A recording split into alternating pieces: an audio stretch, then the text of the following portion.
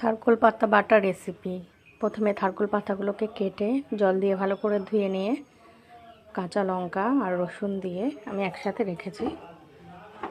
কড়াইয়ে অল্প তেল দিয়ে তেলটা গরম হয়ে কালো জিরে ফোড়ন দিয়ে পাতাগুলোকে দিয়ে দেবো।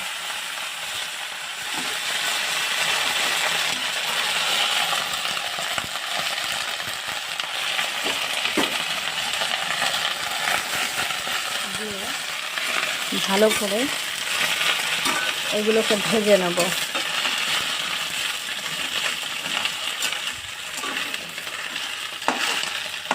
ভেজে নিয়ে আপনারা চাইলে মিক্সিতেও বাটতে পারেন বা শিলনোড়াতেও বাটতে পারেন। গরম ভাতের সাথে অসাধারণ লাগে এই বাটাটা খেতে।